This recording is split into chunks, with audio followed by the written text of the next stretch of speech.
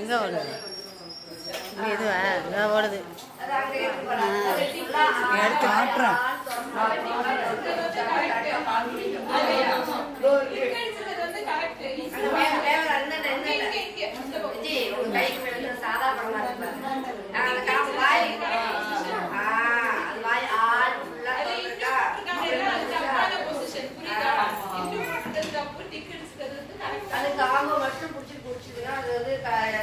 சரியான பொசிஷன் கிடையாது.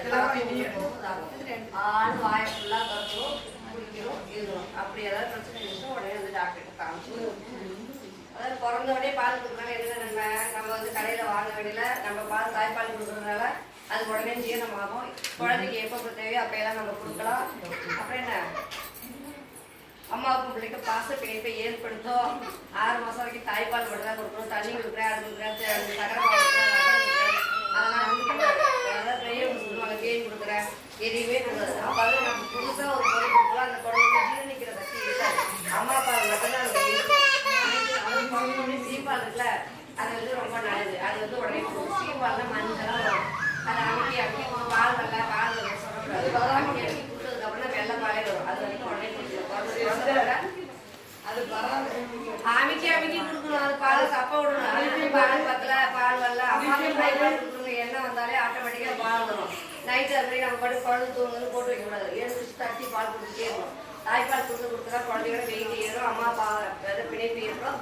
6 மாதத்துக்கு அப்புறம் இணைய உணவு கஞ்சி கொழுக்கட்டை சத்து மாவுலாம் வாங்கி கொடுக்கலாம். நம்ம வந்து நம்ம சீனி இடியாப்பம் சீக்கிரமாக ஜீரணிக்கிற பொருளாக இருக்கணும். அப்புறம் கீரை தண்ணி, பருப்பு தண்ணி, உருளைக்கிழங்கு மஸ்டர்டு, கொஞ்சம் நெய், மிளகு ஜீரகம் வறுத்து பொடி பொடி வச்சு கொஞ்சம் சேர்த்துக்கணும். கொஞ்சம் கொஞ்சமாக ஒரு பொருள் ஆரம்பிச்சிங்கன்னா ஒரு வாரம் ஃபுல்லாக கொடுக்கணும்.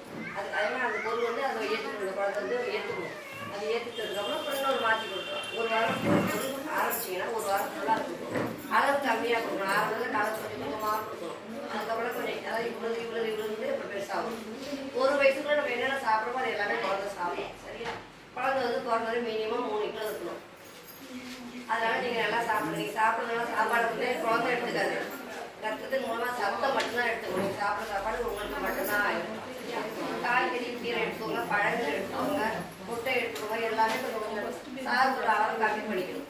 நிறைய சாப்பிடக்கூடாது. ஏன்னா செரிக்காது, உங்களுக்கு பூச்சி முட்டும். இட்லினா 4 இட்லி ஒரே வேலையில் சாப்பிட வேண்டாம். 8 மணிக்கு 2 இட்லி, 9 மணிக்கு 1 இட்லி அப்படி சாப்பிடுங்க. டீ காஃபி குடிக்க வேணாம், பால் எடுத்துக்கோங்க, சத்து மாவு கஞ்சி வச்சு குடிங்க.